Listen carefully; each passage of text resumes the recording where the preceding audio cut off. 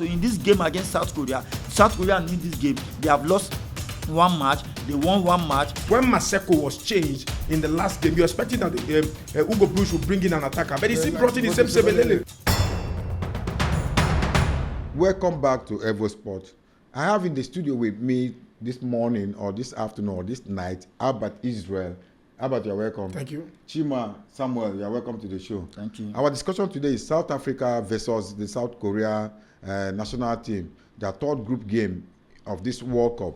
I want to know what we found out in the game and how Hugo Broos has prepared his team to make sure that they get a win or even a draw in the game. But a draw will not take them anywhere. A win will take them somewhere, but a lose, they will be going back to Johannesburg. Albert, I'm starting with you. Yeah. Bafana, Hugo Broos led team. Yes, it is going to be a blockbuster encounter. Let me put it that way. It's going to be a topsy-turvy encounter because I know the only team that have qualified from that group is Mexico, right? They won their first match in which they won South Africa 2-0, and they came all out to win South Korea by a goal to 0. On the other hand, South Korea won Czech Republic 2-1 and lost to Mexico 1-0. So now South Africa actually need to win their final match for them to be able to qualify for the next round of 32. Right, then if at the end of the day it becomes a stalemate, maybe they have a point from that. Perhaps in their group they may have 2 points. The opportunity to come out as a best loser. Perhaps. South Africa? Czech Republic came out with Czech Republic drew one and has lost one. Now it depends on how they are going to play against Mexico. Czech Republic? Yes, against Mexico. Okay. Yes, the last matches is going to be what it is. It's going to be a decider because I know from their group there's going to be a best loser coming out from that group. But it now depends. But looking at the two teams, I don't think so. You don't think there's going to be a best loser from that group? I think 8 best losers are going to come out from the groups. Yes. So now it now depends on who sit down third and how the team actually qualified how many points the team actually generated. But looking at the both sides, South Korea plays a dynamic fluid style, transitional kind of play in which they play 4-2-3-1 or the all offensive 4-3-3 formation, using counter attacks and using the opponent flaws to get advantage of them and score a goal. While South Africa on the other side like a possession based, high intensity kind of football, you understand. But one of the I think one of the powers that South Africa hold on the pitch is their power to dominate play, is their power to control the style of play. And not forget, going into that match, they will not be with their inspirational midfielder in person of Mokoena. And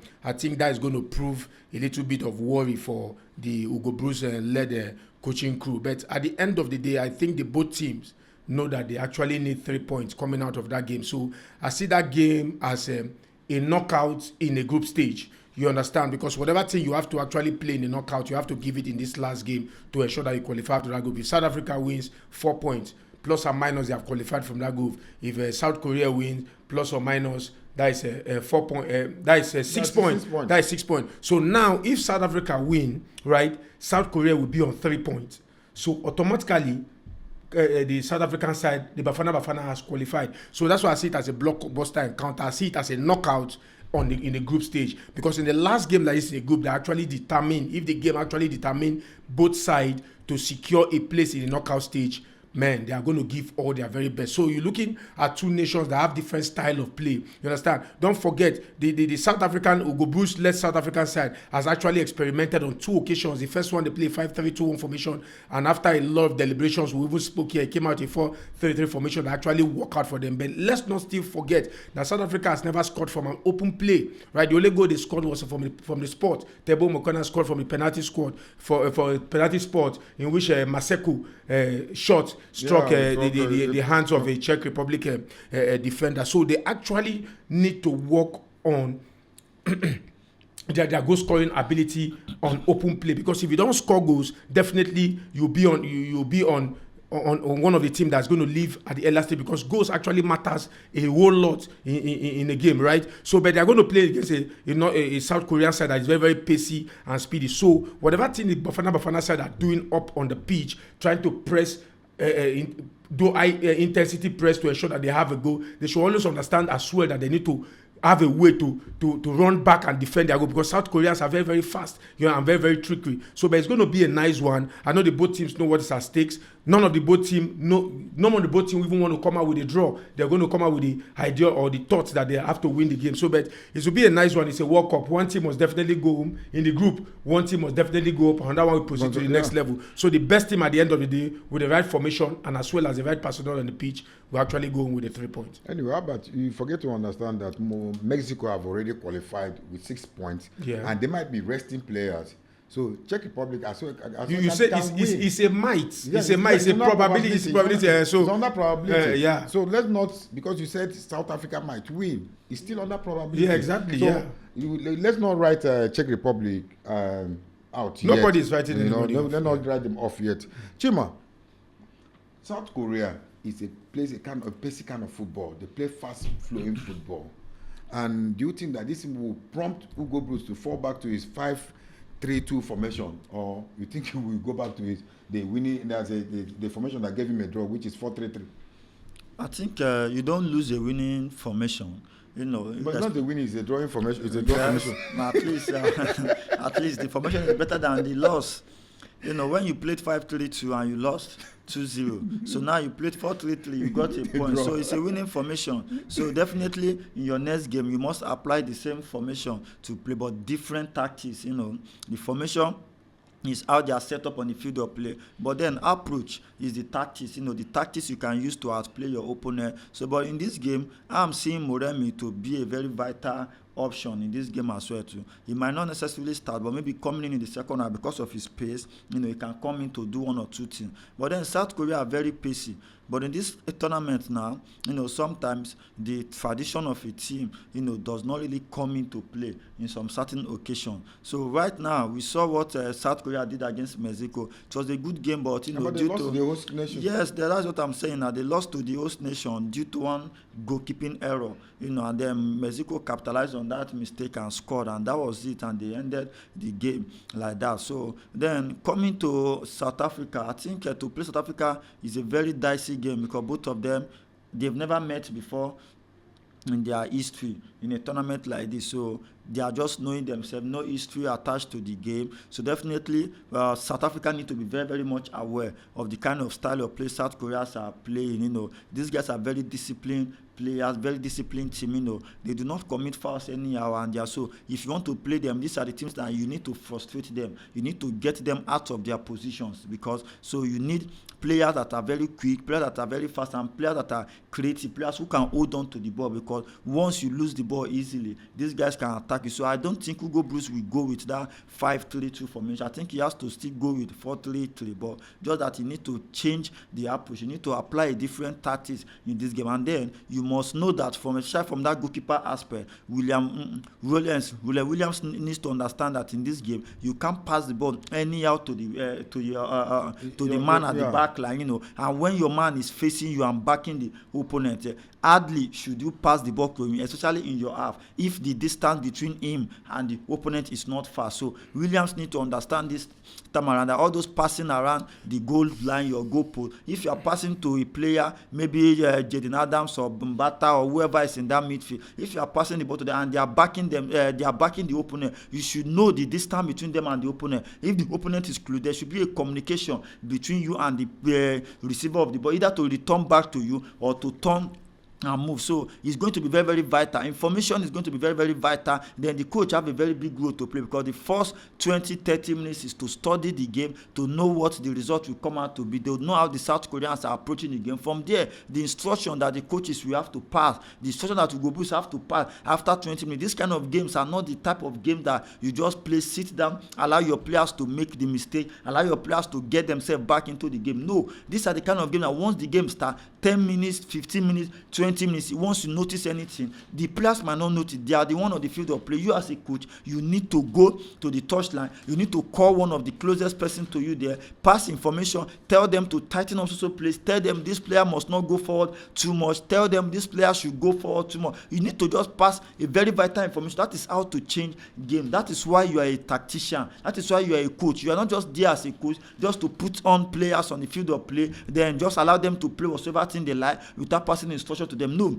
you are reading the game from outside. So your reading, there should be impact. After reading the game, you should make impact while reading the game. That is why you are called a tactician. And that is why a sport minister or another player or another management cannot sit on the bench there. You are allowed to sit there because you need to pass that information. So for me, most times I see Ugo Bruce sitting down, watching, hoping that players will recover themselves. That is so bad. So in this game against South Korea need this game. They have lost one match, they won one match. Now Czech Republic playing against Mexico. Czech Republic on their own side, they want to win Mexico. But Mexico, like you said, they are not going to, I'm not sure if they will field second player because they will not, because in this game you want to win all your matches because you want to meet a lesser opponent. You want to win all your matches because in a group, in a tournament like where they are best losers, most times the teams with the highest point meet with the lower team. So if you rest your players and you lose the game, you qualify with only 6 points. You don't know the next opponent you'll be playing. The next opponent might be Argentina, might be Portugal, might be France, might be a very dangerous team. So you would not like to miss. So definitely every player, even some players who want to be the top goal scorer, some players, you need to still want to keep your shape in the tournament. So it will be difficult for you to, they don't just rest players like that in the World Cup, except you are out of the tournament already and then you decide to field some players just for them to get cap or get that World Cup experience. Aside from that, it's very difficult to rest players at this stage. Even if you think you have qualified, the points, the goals matter so well when you are going to the next round. So South Africa and South Korea is a dicey game. It could go either way, but if South Africa want to win the game, that means concentration. They must concentrate from beginning to the end of the game. Albert, do you think that resting Mudau for Sibelele would be a very good option? It will. I think Mudau is a very wonderful player, a player I respect, and I even deem him as one of the best right fullbacks we have on the continent of Africa, given his consistency for the past 4 or 5 years. Yes, but I think Sibelele is underlooked. A player that will play 10, 12 matches and don't concede a yellow card. A player that in that same 12, 15 match doesn't concede a matching order. He wins all his ball with high level of coordination and discipline. He wins his ball from the hands of from the legs of the opponent without even infringing the opponent. And perhaps if he infringes an opponent, it's just a minor infringement that do not call for yellow card. His assist, he's running down the flank, his support to the attacking force. He has actually been a very big relief to someone like Oswin Apolis, Mokoena, and all of that, because whenever they run to the upper side of the opponent's half, they always see an option in Sibelele. So the guy said, giving diagonal passes to go, make it as he play cut back or bring a pull out and all of that. He has been a very strong tower of strength to the Orlando Pirates side. So I think he's highly underrated. So if he is on the pitch ahead of Mudau, I don't think it's any big deal. And now, what underscores his potential is owing to the fact that when Maseko was changed in the last game, you're expecting that Ugo Bruce would bring in an attacker, but he still brought in the same Sibelele because of his discipline, his ability to run the flank and bring in some good balls into the periphery of the opponent's 18. So it underscores his potential. It shows what he can do. It shows that his form and what it has been put into Orlando Pirates' success is not overlooked by Ugo Bruce, but just that Mudau has been a player that has been there, done that over the years. So Sibelele on the pitch ahead of Mudau today, it can be a change based on tactics or how the coach sees the South Korean team, how they form on the pitch and how they play high press kind of football with very, very pacey legs. So he may decide to play Sibelele for him not to concede matching orders, you understand? But perhaps play Mudau, he may think, I'm not the coach, but the question you ask, if Sibelele can be preferred, yes, 100%, I choose that. Yes, I support that because I love his discipline. you barely see any attack coming from inside and turning into a goal. You barely see anyone throughout the entire Betway Premiership that they won a domestic treble. Yes, he was up and doing. Not even up to 2 goals that I watched that go past through his corner. But he has been consistent and been doing his thing. So I think he's a Xerox of Mudau in another perspective. Though Mudau may be somebody that is a little more experienced than him, but Mudau knows how to infringe players at the periphery of the 18 and have unnecessary yellow card. That is another kettle of fish to somebody like Sebelele. So if Sebelele is played ahead of Mudau, I think it's a tactical change, and to me, I give it a thumbs up. Chima, Teboho Mokoena will not be playing in the third match, considering that he has gotten 2 yellow cards and is missing the third play. Do you think it will affect the Bafana midfield, and who do you think will fill in that issues? Yes, it's going to affect the Bafana team because Mokoena has been one of the most consistent players for South Africa, not just in this World Cup. In the past few years, now both during the World Cup qualifiers, in the AFCON, so there have never been a time Mokoena has played below par. So because even if you check this World Cup, he has been the most inspirational player on the field of play. I remember against Czech Republic, while singing the national anthem, this guy was almost crying. Yeah, he was crying. Not tears were rolling out of his eyes. So that shows how emotional, how patriotic he is. So it shows how emotional, how patriotic he is, and how how he feels within himself that this game I'm going to put in everything. Unfortunately for him, luck played in as well too. He got the penalty and scored the penalty, after getting penalty from Maseko's shot. So definitely, sometimes God sees our heart and see how committed we are. So for me, Mokoena is going to affect, his absence is going to affect the Bafana team, especially in that midfield. Because if a guy, there was a clearance he made, even in that 18-yard box against Czech Republic in that first half. So I think in the second half, because it was a very, very important clearance there. So he's the one that understands that terrain. He understands that back four. He understands the goalkeeper Williams. He knows when to cover in the 18-yard, but when they are defending, Mokoena knows where to stand. He understands his primary duty. That his primary duty is to defend the back four.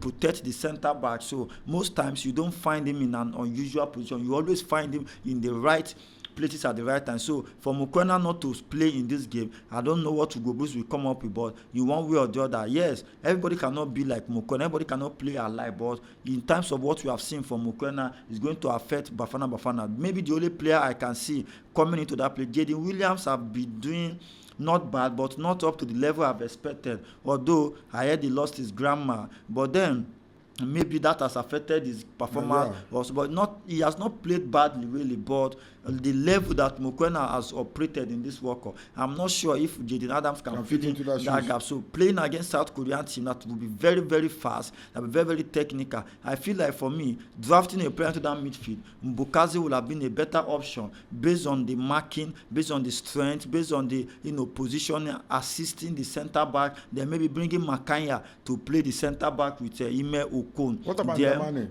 Ndamane cannot fit in for me now. He's a good player that needs to be on the bench. Maybe he can come in when they are leading and they needed to defend. But starting the game, Ime Okon, maybe Makaya, more experience. So in this kind of game, it's not a game of experiment.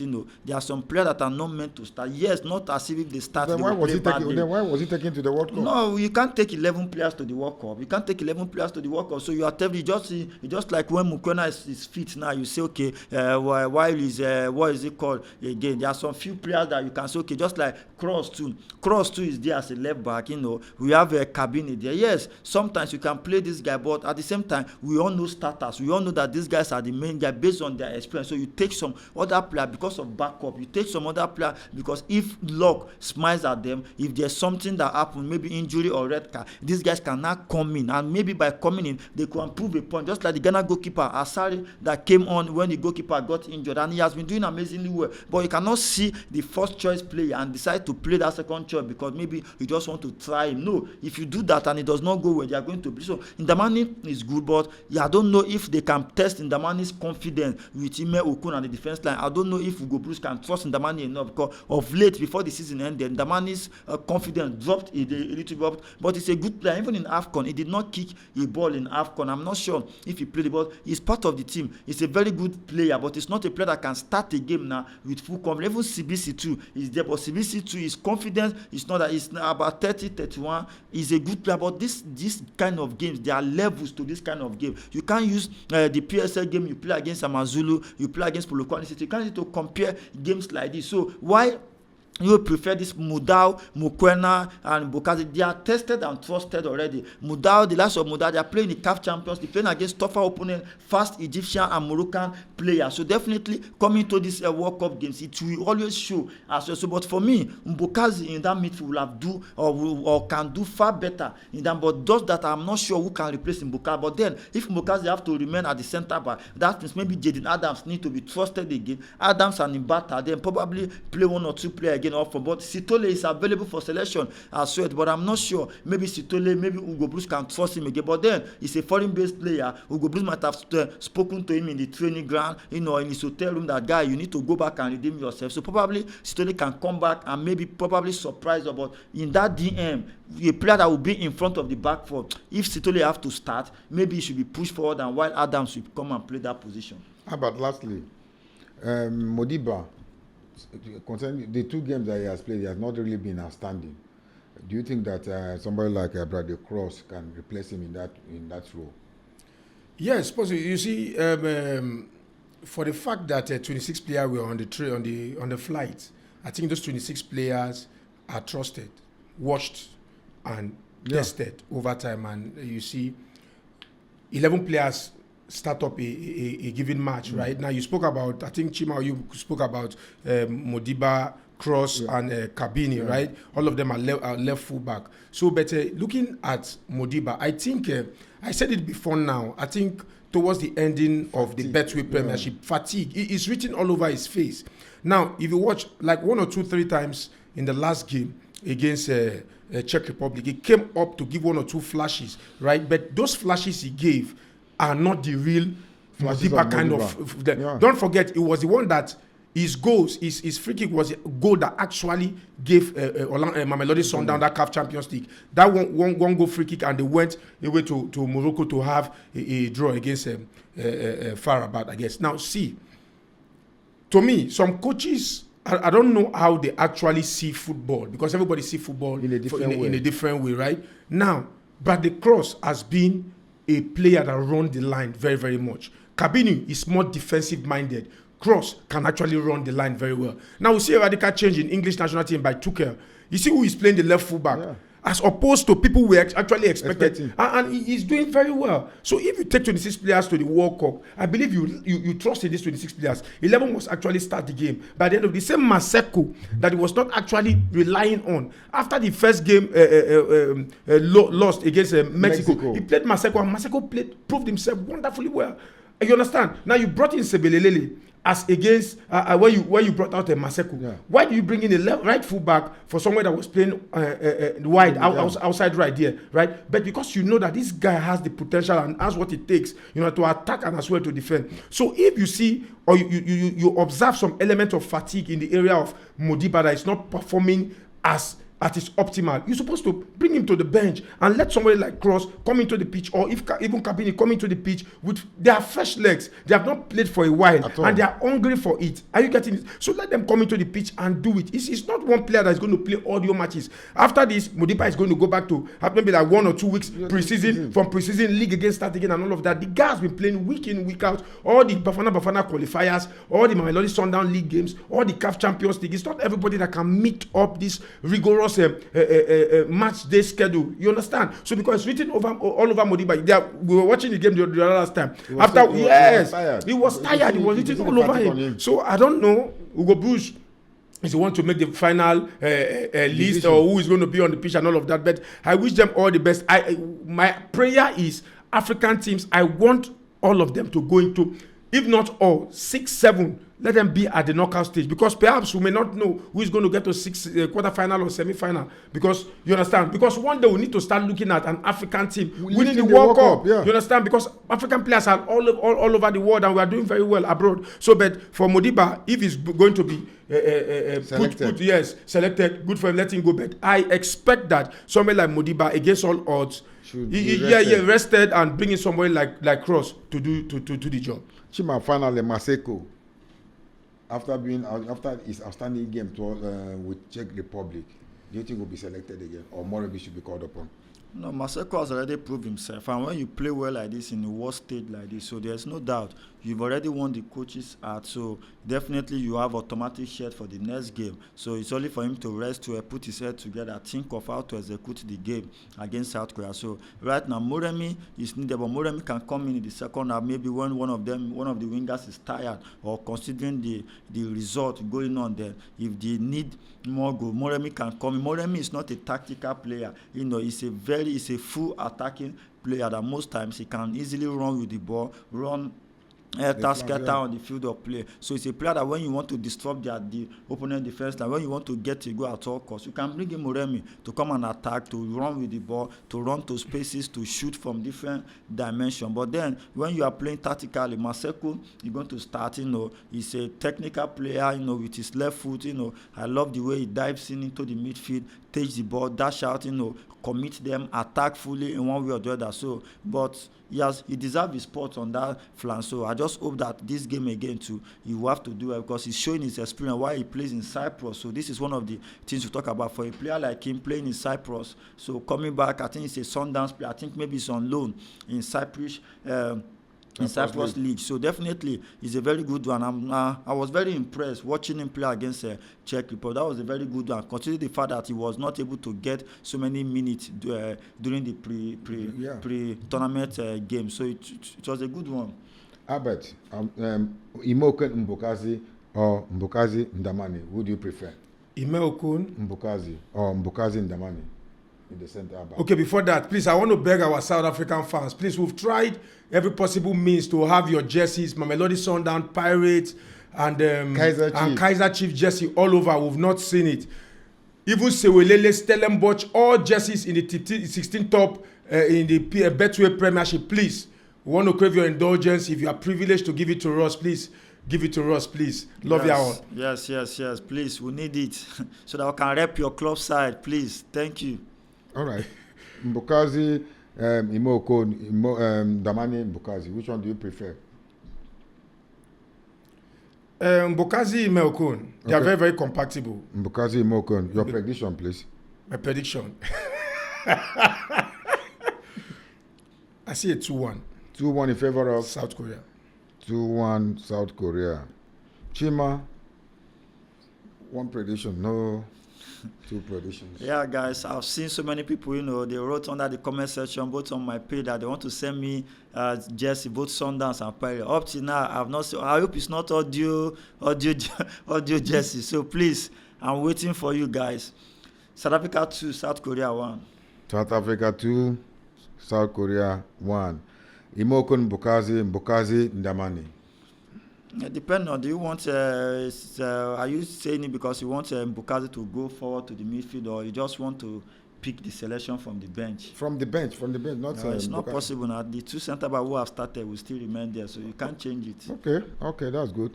I'm seeing 2-1 in favor of South Korea, because Hugo Bruce will let the Bafana down in his selection. That's what I think.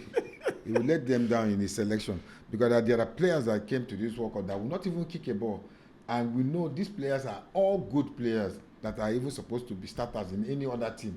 So I believe Hugo Bruce will let them down. Hello fans at home, Chima and Albert has said it all. We have tried all our best possible means to get Bafana, Orlando Pirates jersey, Mamelodi Sundowns jersey, Kaiser Chiefs, Stellenbosch, every other team in the PSL, even Chipas United jersey, but all to no avail. We can't get them here in Nigeria. If you could get them for us, we will be appreciated so much. I will say thank you. Help us as usual. Subscribe, share, and like. God bless you all as we call it a quit.